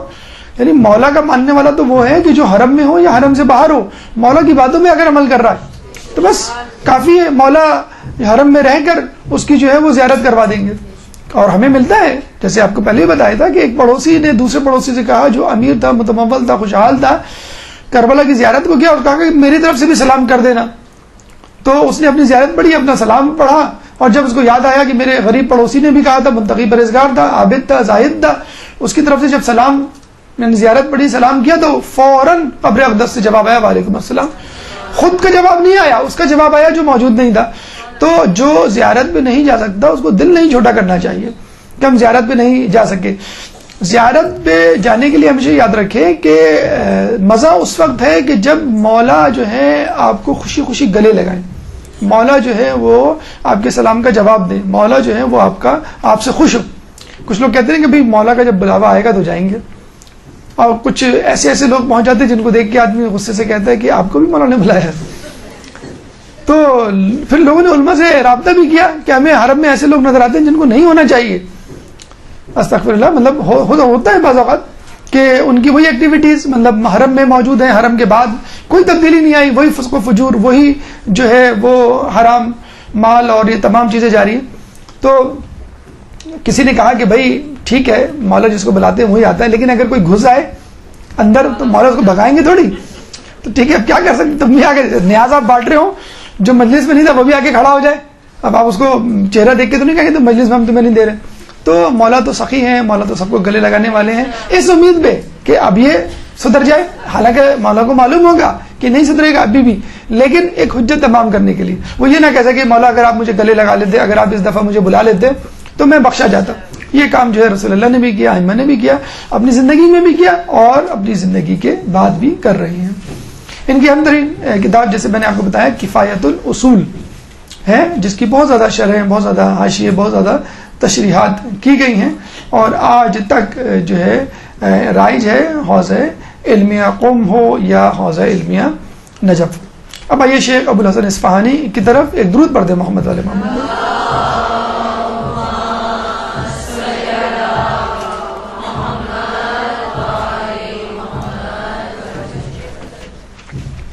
شیخ ابو الحسن اصفہانی جیسا کہ نام سے ظاہر ہے اصفہان، یہ 3 ہی 4 شہر تھے، قم تھا، شیراز تھا، اصفہان تھا، تبریز تھا، شوستر تھا، کہ جہاں پہ بڑے بڑے علماء جو ہے پیدا ہوئے. اور ابھی ہم آگے آپ کو بتلائیں گے کہ پتہ نہیں چلتا تھا کون سا عالم کس جگہ کا ہے، ایران کا ہے کہ عراق کا ہے. عراق کا عالم آپ کو ایران میں ملے گا اور ایران کا جو ہے وہ عراق میں ملے گا. پیدا ایران میں ہوا ہے، زندگی اس نے عراق میں گزاری، پیدا عراق میں ہوا ہے، دفن جو ہے وہ ایران میں ہوا ہے. تو وہ آپ بعض وقت ممیز نہیں کر پاتے کون شخص کہاں کا ہے. ابو الحسن الفانی جیسا کہ ہم نے بتایا اس سے پہلے مرزا نائینی کے ساتھ جو ہے کالونیزم کی سخت مخالفت کرتے تھے، اور جو برٹش کمپنیز اور مستعمار اور دیگر ممالک کے لوگ وہاں پر آئے اور جنہوں نے کوشش کی وہاں کی معاشیات پہ قبضہ کرنے کی، وہاں پہ جو ہے انہوں نے اس کی سخت مزاحمت کی اور لوگوں کو بتلایا۔ رسالہ مقاصد آپ پڑھیں شیخ مرزا انصاری کی، تو وہ انہی کتابوں سے بھری ہوئی ہے کہ معاملات اور روزگار اور کاروبار ان کو جو ہے اسلامی طریقوں سے کس طرح انجام دیا جائے۔ تو جب انہوں نے مخالفت کی تو ان کو بھی جو ہے جلا وطن کر دیا گیا، اور یہ بھی جو ہے عراق سے نکالے گئے، ایران گئے، وہاں پہ جو ہے عبد الکریم حائری حوزہ قم کے بانی اور دیگر افراد نے جو ہے ان کا استقبال کیا۔ ان کی مشہور ترین کتاب جو ہے وہ وسیلہ نجات ہے، فقہ سے متعلق۔ امام خمینی کے حوالے سے ملتا ہے، وہ بہت زیادہ پسند کرتے تھے اس کتاب کی تشریح اور حاشیہ جو ہے وہ انہوں نے لکھا ہے، اور بہت زیادہ معروف ہے فقہی الخلقوں میں۔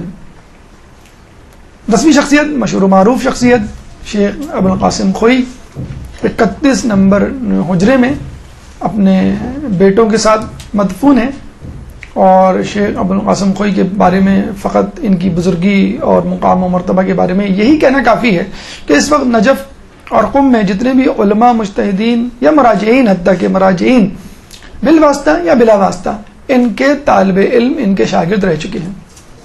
آغا سیستانی مرجع عالم وہ جو ہیں ان کے شاگرد رہ چکے ہیں۔ رہبر انقلاب آیت اللہ الزباں خامنائی یہ ان کے شاگرد رہ چکے ہیں۔ وحید خراسانی فل عالم کے طور پہ جن کا نام لیا جاتا ہے وہ ان کے شاگرد رہ چکے ہیں۔ ناصر مکارم شیرازی کتنی بڑی شخصیت، تفسیر نمونہ، تفسیر نہج البلاغہ اس وقت لکھ رہے ہیں، بلکہ لکھ چکے ہیں، وہ اردو میں ترجمہ ہو رہی ہے، 3 جلدیں ہو چکی ہیں 16 جلدوں پہ، تو ان کا بھی بہت نام ہے، جن کے بارے میں محمدی اشتہابی فرماتے ہیں کہ میرے ہاتھ میں قلم ناصر مکارم شیرازی نے پکڑایا، جنہوں نے قصص الانبیاء لکھی ہے، اس وقت بہت مشہور ہو رہی ہے، بہت اچھی کتاب، بہت ہی کلاسیفائڈ انداز سے انبیاء کی سیرت کا اور ان کی تاریخ کا تذکرہ کیا ہے۔ تو محمد اشتہابی جو ہیں وہ کس کے شاگرد؟ ناصر مکارم شیرازی۔ ناصر مکارم شیرازی کس کے شاگرد؟ ابو القاسم خوئی۔ تو ابو القاسم خوئی کا جو ہے مقام اور مرتبہ جو ہے آپ اس کا اندازہ لگا سکتے ہیں۔ تو یہ خوئی میں پیدا ہوئے۔ اچھا، لوگ یہی سمجھتے ہیں کہ آغا سیستانی جو ہے وہ سیستان ایران کے ہیں اور یہ عراق کے، نہیں، یہ خوئی یہ خود ایران کے ہیں۔ آغا خوئی جو ہے وہ بھی ایران کے تھے۔ تو وہی میں نے بتایا کہ ایران اور عراق میں آپ تمیز نہیں کر سکتے کہ کون شخص ایران سے آیا ہے، کون شخص ایران سے آیا ہے۔ اور ابھی بھی یہ علماء کا طریقہ ہے کہ جو عالم دین، جو مجتہد اپنے آپ کو ایران میں ثابت کر لیتا ہے، منوا لیتا ہے، یعنی اجازے مل جاتے ہیں، اس کو لوگوں کی طرف سے تصدیق ہو جاتی ہے، مجتہدین مراجعین کی طرف سے کہ ہاں بھائی تم مجتہد ہو، تو پھر وہ نجف جاتا ہے اور وہاں اپنی صلاحیتوں کا لوہا منواتا ہے۔ پھر وہاں کے مجتہدین، وہاں کے مراجعین اس کو سرٹیفکیٹ سند دیتے ہیں کہ ہاں بھائی ہمارے نزدیک آپ مجتہد ہیں۔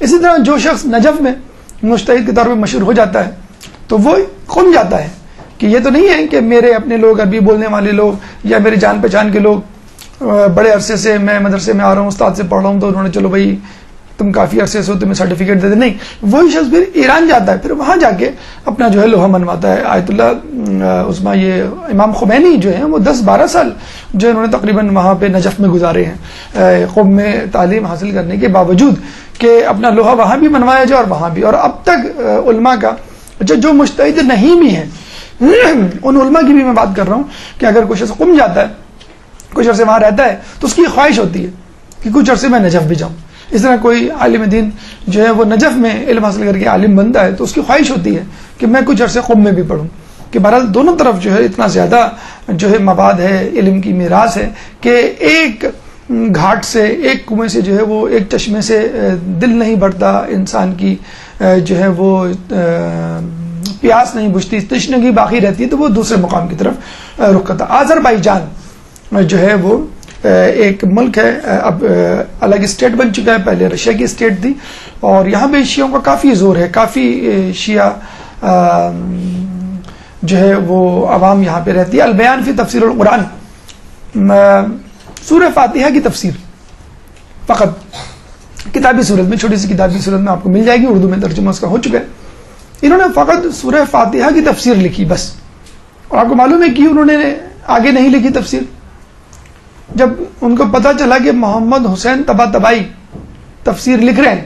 انہوں نے کہا پھر مجھے کیا ضرورت ہے. لیکن اتنا زیادہ علماء کا ایک دوسرے پر بھروسہ اعتماد ہوا کرتا تھا کہ اگر کوئی شخص کام کر رہا ہے تو یقین ہے. وہ یہ بھی کہہ سکتے تھے کہ ٹھیک ہے وہ اپنے انداز سے لکھیں گے, ان کا ایک الگ طریقہ ہے اور میرا ایک اپنا الگ طریقہ ہے, جیسے ایک ہی موضوع پہ کئی کتابیں مل جائیں گی ہم کو.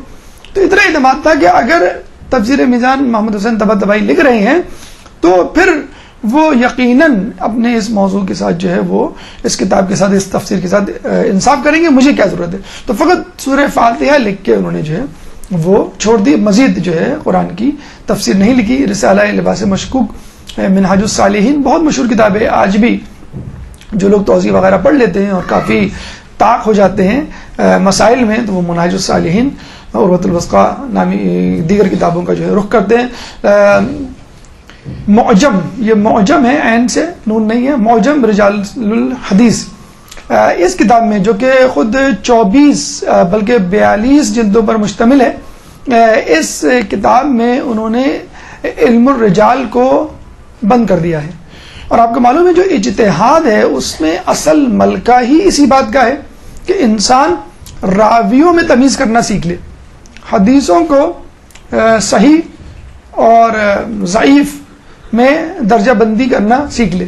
تو حدیثوں کی نوع بندی یا درجہ بندی جو ہے کس طرح آتی ہے, راویوں کے حالات زندگی کو دیکھ کے. آج بھی انٹرنیٹ کی دنیا میں آپ جو ہے کسی بھی عالم دین کے بارے میں سرچ کرنا شروع کریں تو آپ کی انگلیاں تھک جائیں گی, آپ کی آنکھوں میں درد ہو جائے گا. کتنی جگہوں پہ ایک ایک عالم کا تذکرہ موجود ہے, اور ظاہر سی بات ہے ہر شخص اپنے انداز سے دیکھ رہا ہوتا ہے. ویکیپیڈیا ایک اپنے انداز سے دیکھ لے گا, نجف کا حوض اپنے انداز سے دیکھ رہا ہوگا, دیگر اہل تسنن اپنے انداز سے دیکھ رہے ہوں گے. تو اسی راوی کو, اسی حدیث کو روایت کرنے والے کو پھر آپ کو کھنگال کے ڈیسائیڈ کرنا پڑتا ہے کہ یہ راوی صحیح ہے کہ نہیں, تقوی کے اعتبار سے, حالات کے اعتبار سے اور رویے کے اعتبار سے, عقیدے کے اعتبار سے. لیکن آیت اللہ خوئی نے یہ کام آنے والے لوگوں کے لیے بہت آسان کر دیا. وہ اس لیے کہ انہوں نے ان 42 جلدوں پر مشتمل کتاب میں تمام راویوں کے حالات پوری تحقیق کے ساتھ لکھ دیے ہیں.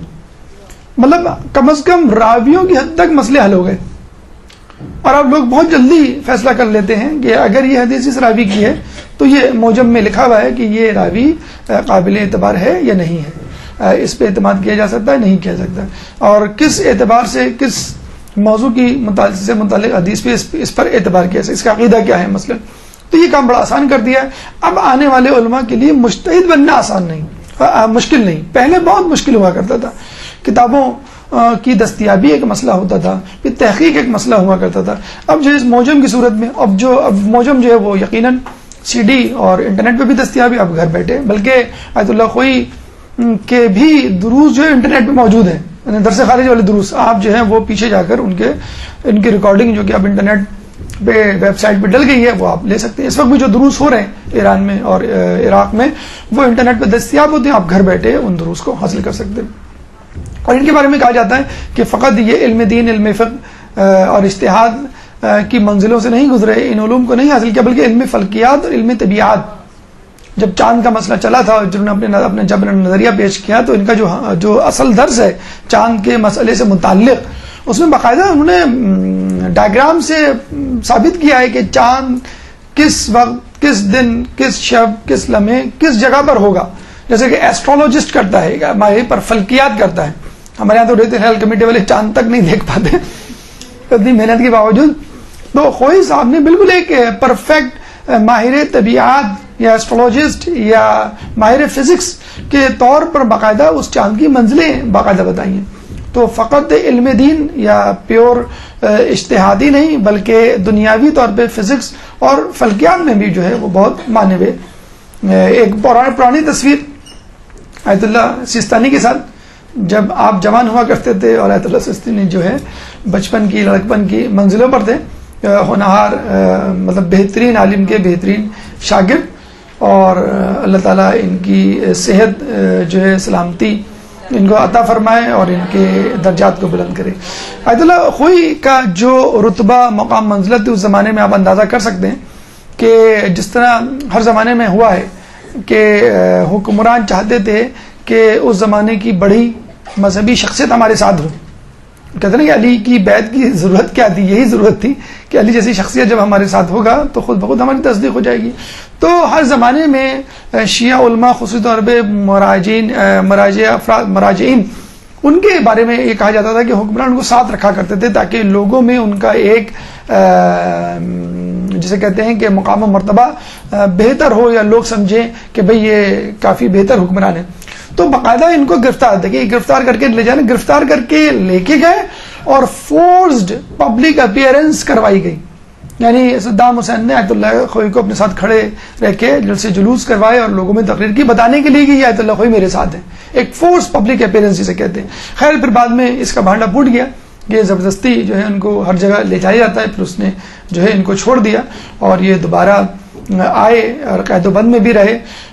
پھر جو ہے یہ انہوں نے وفات پائی. لیکن ان کے دو بیٹوں کے بارے میں خصوصی طور پہ کہا جاتا ہے. یہ آیت اللہ علی خوئی 7 بیٹے تھے ان کے، جس میں سے 3 بیٹے جو ہیں حرم میں مدفون ہیں. علی خوئی موجود ہیں، یہ تقی خوئی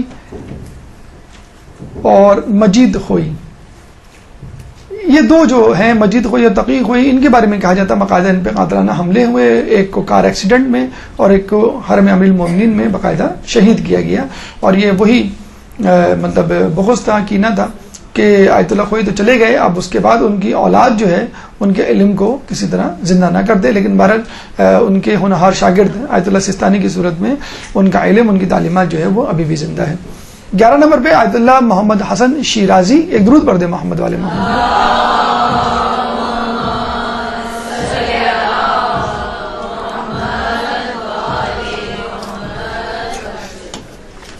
آیت اللہ محمد حسن شیرازی کا جہاں بھی نام آتا ہے، شیراز کے شہر سے ان کا تعلق تھا، جہاں بھی نام آتا ہے فوراً تمباکو فتویٰ جو ہے وہ ذہن میں آتا ہے. یہ مشہور عالم دین ہے جنہوں نے تمباکو کے بارے میں فتویٰ دیا. کیا تھا تفصیل ابھی ہم بتاتے ہیں.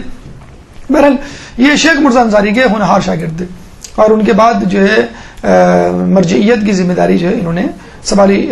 جعفر شوستری نے کچھ عرصے سنبھالی، لیکن اس کے بعد جو ہے باقاعدہ طور پہ کافی عرصے تک انہوں نے سنبھالی. کہتے ہیں کہ ان کا حافظہ بہت تیز تھا، گھنٹوں دعائیں پڑھا کرتے تھے بغیر کتاب کے اور مسلسل. مطلب دیکھا آپ نے دونوں پہلو دیکھ لیے. ہم نے دیکھا کہ آخوند خراسانی جو ہے بس لمحے بھر کے لیے، چند منٹ کے لیے یا بہت ہی مختصر مدت کے لیے حرم آتے تھے چلے تھے. ان کا بھی ایک اپنا فلسفہ تھا، ایک طریقہ یا ایک پوائنٹ آف ویو تھا، وہ بھی اپنی جگہ صحیح ہے. لیکن ان کا بھی طریقہ اپنا پوائنٹ آف ویو ٹھیک ہے. یہ اتنی زیادہ انہوں نے دعائیں اور زیارت حفظ کی ہوئی تھی جو ہم کتابوں میں پڑھتے ہیں اور کتابوں کو ساتھ لے کے جاتے ہیں کہ ان کو کتاب کی ضرورت ہی نہیں پڑتی تھی اور وہاں کھڑے کھڑے جو ہے وہ پڑھا کرتے تھے. اور لوگ بہت حیران ہوا کرتے تھے کہ ہم کتابوں سے پڑھ رہے ہیں اور یہ بغیر دیکھے پڑھ رہے ہیں. اور آپ کو معلوم بھی ہے کہ ہمارے ایسے علماء بھی گزرے ہیں کہ جو دعائے قنوت یعنی قنوت میں نماز شب کی دعا ابو حمزہ صومالی جو ہے وہ پڑھا کرتے تھے. تو آپ اندازہ لگا لیں کہ اس زمانے کے علماء کا اسٹیمنا، اس زمانے کے علماء کا حافظہ، وہ مطلب سب کے لیے ایک ہی بات ہے جو لوگ اکثر پوچھتے ہیں کہ علامہ مجلس کے بعد اتنا ٹائم کہاں سے ہوتا تھا کہ 1000 صفحات لکھ لیا کرتے تھے. تو سب باتوں کا ایک ہی جواب ہے کہ اس زمانے کے علماء کے پاس ٹائم کیوں ہوتا تھا، کیونکہ اس زمانے میں فیس بک نہیں تھا. ان کا ایک کارنامہ جو ہمیں ملتا ہے وہ یہ ہے کہ سامرہ کا حوضہ انہوں نے ایک اسٹیپ لیا. سامرہ جو ہے وہ ہمیشہ سے زیر عتاب رہا ہے، تشدد کا، لڑائی جھگڑے کا، فتنہ و فساد کا، قتل و غارت کا، لوٹ مار کا مرکز رہا ہے.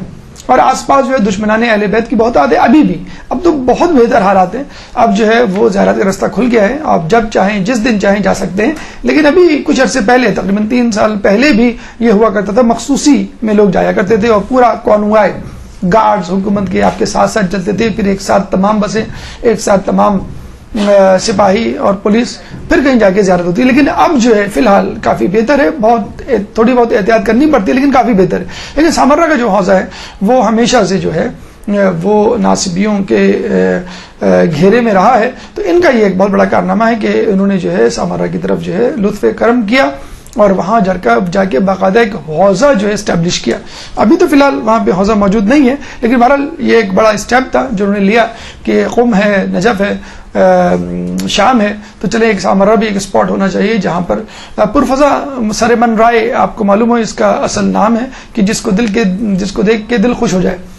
تو پرفضا مقام ہے، لیکن چونکہ ناصبیوں کے گھیرے میں ہیں، کسی حد تک کمی ہے ان کے حملوں میں، لیکن بہرحال ابھی بھی خطرات موجود ہیں، لیکن کوشش جاری ہے کہ کس طرح یہاں پر جو ہے پرامن ماحول کو جو ہے وہ برقرار رکھا جائے اور یہاں سے دوبارہ جو ہے وہ علمی مراکز کے قیام کی ابتدا ہو۔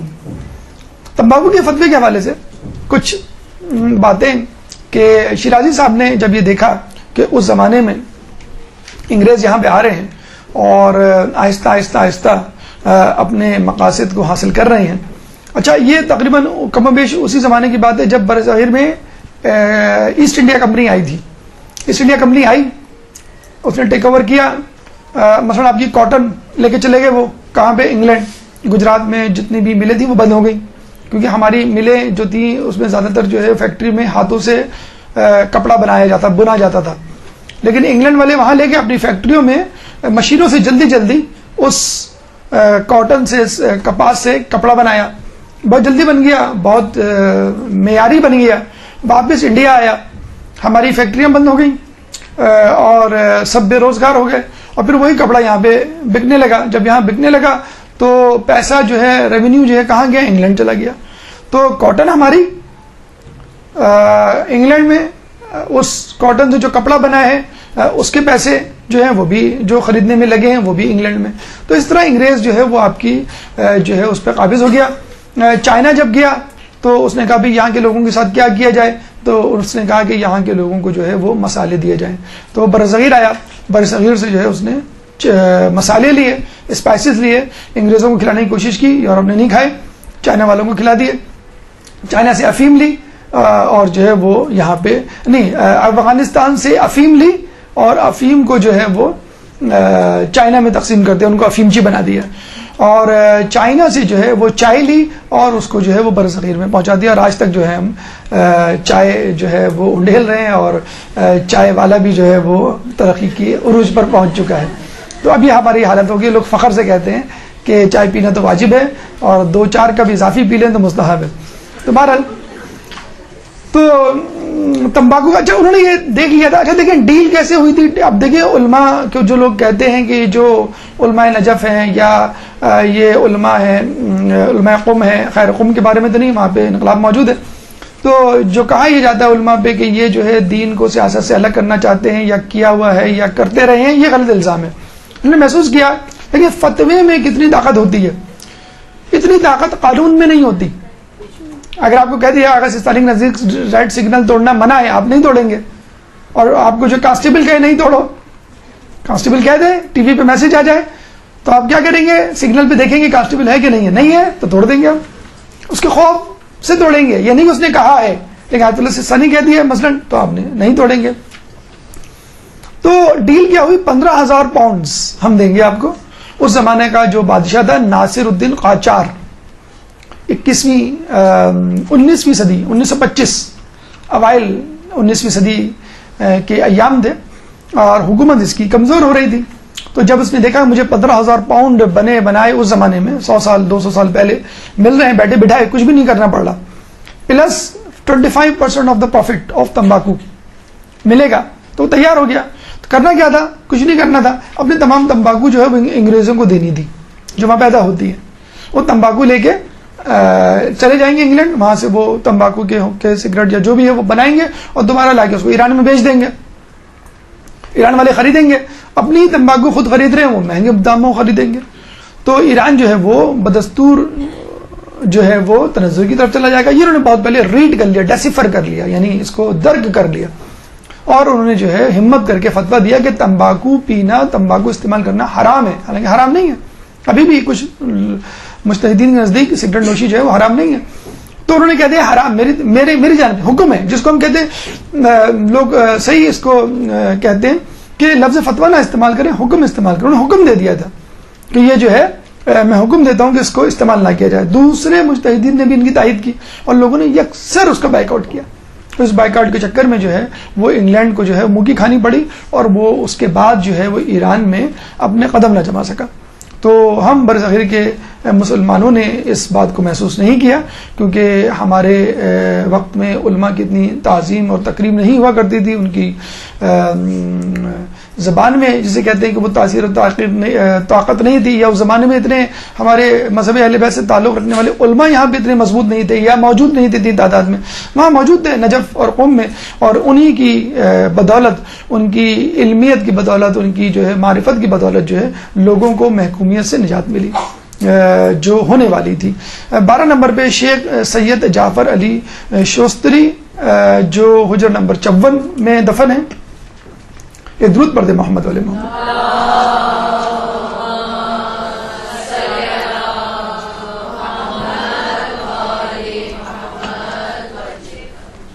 دیکھیے شوستری صاحب اپنے شہر شوستر یا شوشتر میں خود مرجع تھے. آپ کو مرجعیت مل جائے کسی علاقے کی اور آپ مرجع بن جائیں اور ایک پورا سسٹم آپ چلا رہے ہوں، اور کوئی آ کے کہہ دے کہ بھئی آپ کچھ بھی نہیں کر رہے ہیں، آپ کچھ بھی نہیں ہیں، آپ جا کے پڑھیں، پہلے آپ نے پڑھائی کیا ہے، کوئی آپ کس طرح آپ کو کہہ دے تو آپ تو اس پہ کفر کے فتوے لگا دیں گے. اب دیکھیے ان کے ساتھ کیا ہوا، مرجع تھے، ٹھیک ہے. تو ایک دفعہ یتیم کی زمین کی ملکیت کا مسئلہ ان کے پاس آیا. انہوں نے گواہ بلائے. گواہ نے کہا کہ بھئی نہیں، یہ زمین یتیموں کی نہیں، ہماری ہے. گواہی دی، علی فلاں کی ہے، دے دی زمین. رات کو ایک شخص نے دروازہ کھٹکھٹایا. جلاحہ تھا، جلاحہ یعنی کپڑے بننے والا، کپڑے بنانے والا. تو ایک خاص حلیہ ہوتا تھا اس زمانے میں جلاحوں کا. تو جلاحہ آیا، اس نے دروازے پہ دستک دی. ان کا خیریت کیا کام؟ اس نے کہا کہ تم نے جو آج فیصلہ دیا ہے وہ غلط ہے. زمین جو ہے وہ انہی یتیم بچوں کی ہے، اور اس کی دستاویز ڈاکیومنٹ، اس کا ڈاکیومنٹ ہے فلاں جگہ میں زمین کے اندر دفن ہے. صبح انہوں نے لوگوں کو دوڑایا اور کہا جاؤ دیکھو وہاں پہ زمین میں یہ دستاویز موجود ہے کہ نہیں. وہ لے کر آ گئے، ڈاکیومنٹ موجود تھا. ان کے جو ہے وہ آباء و اجداد نے لکھا تھا کہ بھئی ان کی زمین ہے. تو فوراً گواہوں کو بلایا، ان کو سزا دلوائی، اور جو زمین تھی، جائیداد تھی، وہ ان یتیموں کے حوالے کر دی. اب یہ دوسرے دن بیٹھے سوچ رہے ہیں کہ دیکھو میں نے اتنا بڑا غلط فیصلہ دے دیا، مجھ میں فہم و فراست ہی نہیں ہے، میں جو ہوں وہ درک ہی نہیں کر سکتا، لوگوں کے جھوٹ کو پکڑ ہی نہیں سکتا، لوگ جھوٹی گواہی دے رہے ہیں، تو میری معرفت کس بات کی، میری علمیت کس بات کی. تو دروازے پہ دستک ہوئی، دروازہ کھولا، وہی جلا کھڑا ہوا. اور جلائی نے اس دفعہ کہا کہ تم جو کر رہے ہو وہ صحیح نہیں ہے. یہ کہہ کے چلا گیا. اب ان کو اور ٹینشن اور پریشانی، اس کا مطلب ہے جو مرجعیت کا کام ذمہ داری میں نے سنبھالی بھی ہے، یا جو میں علم پھیلا رہا ہوں یہ صحیح نہیں ہے، یا اس لیول کا نہیں ہے. اب وہ بہت پریشان کہ بھئی کیا کروں میں، کیا نہیں کروں. یہ پتنی کون ہے جو میرے حال سے بھی واقف ہے، جس نے اتنی بڑی بات مجھے بتا دی، یہ کوئی خضر ہے کیا ہے. اور یہ ہوا ہے سید مہدی بحرالعلوم کا واقعہ آپ کے سامنے ہے، جنہوں نے دروازہ بند کر کے بیٹھ گئے تھے کہ اب میں فتوے نہیں دوں گا. اتنا غلط بڑا فتویٰ دے دیا کہ عورت کے جو بچے کو جو ہے عورت کے ساتھ جو ہے دفنا دیا جائے، اور بہت سارے. تو جب یہ دوبارہ گیا جلاحہ، تو پھر وہ سوچ میں پڑ گیا کہ یار کیا مسئلہ ہے، اس نے مجھے کیا کہہ دیا. اور یہ تو جلاحہ ہے، کوئی مرجع ہے، کوئی عالم، کوئی عارف بھی نہیں ہے، نہ میں اس کو جانتا ہوں. یہ تو پہلی مرتبہ مجھے دکھا ہے، میں اس کے کہنے پہ کیسے کچھ کروں یا چھوڑ دوں کچھ. تیسرے دن وہ پھر آیا، پھر دستک، دروازہ کھولا. انہوں نے کہا کہ تم فوراً نجف چلے جاؤ اور وہاں جا کے علم حاصل کرو، اور 6 مہینے بعد وادی سلام میں میرا انتظار کرنا. اس جسے کہتے ہیں کہ اعتماد کے ساتھ اس نے یہ بات کی جیسے کہ کوئی بہت بڑا شخص ان کو حکم دے رہا ہے. صاحب معرفت تھے، چشم بصیرت رکھتے تھے، پہچان گئے کہ یقیناً یہ خدا کی طرف سے مجھے حکم ہے. اپنے گھر کا سارا سامان اور گھر کو بیچا اور چلے گئے. جب وہاں پہنچے ٹھیک 6 مہینے بعد وادی سلام گئے تو وہی جلاحہ موجود تھا وہاں پہ. جلاحے نے اس شخص نے جو ہے فوراً ان کو کچھ نصیحتیں کی کہ تمہیں نجف میں رہنا ہے، تمہیں یہ کرنا ہے، تمہیں فلاں سے تعلیم حاصل کرنی ہے، اور تمہیں اس طرح کی خدمات انجام دینی. انہوں نے تمام باتیں نوٹ کر لی. اور پھر شوستری صاحب نے کہا کہ اس کے بعد میں نے حرف بحرف اس کی ہدایت پہ عمل کیا. کیا عمل کیا؟ مثلاً شیخ مرزا انصاری کی فوراً جو ہے ایک درود پڑھ دے ماں.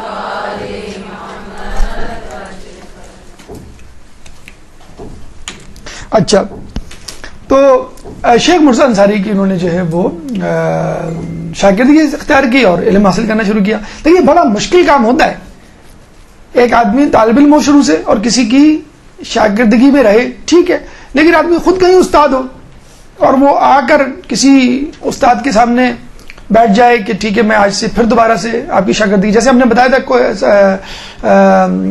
علامہ کوہ قمری جنہوں نے شیخ مرزا انصاری کی شاگردگی اختیار کی، ان کے درس میں جا کے بیٹھ گئے، حالانکہ وہ خود درس دیا کرتے تھے.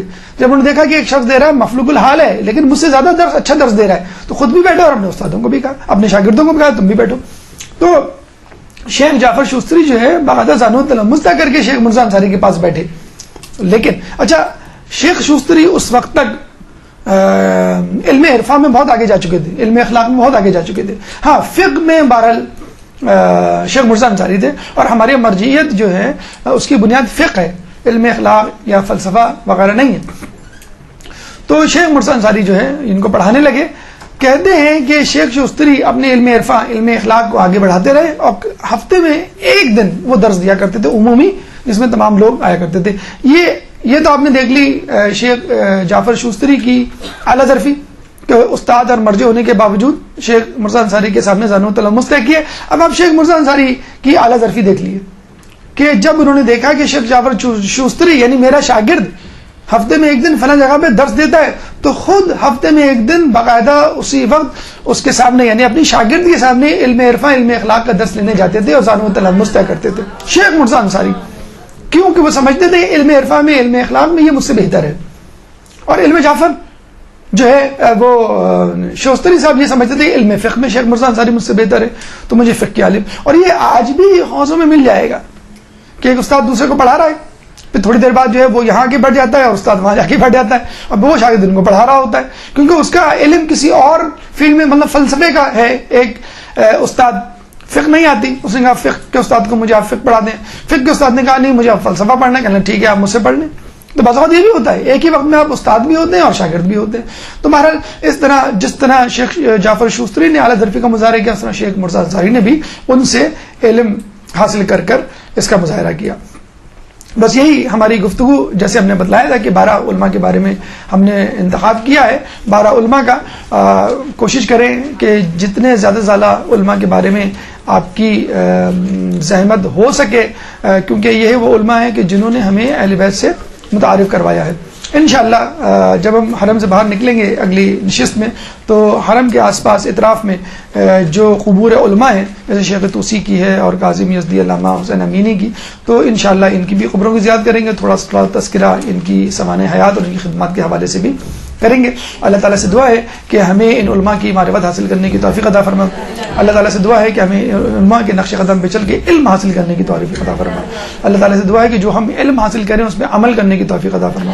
اللہ تعالیٰ سے دعا ہے کہ ہمیں اہل بیت کے نقش قدم پہ چلنے کی توفیق عطا فرما اور شفاعت میں ہمیں ان کے شفاعت سے بہرے مند فرما. امام کے ظہور میں تعجیل فرما اور ہمیں ان کے انصار و اعوان میں شامل فرما. ربنا تقبل منا انك انت السميع العليم وتب علينا انك انت التواب الرحيم برحمتك يا ارحم الراحمين. اللجن يا مولاي اللجن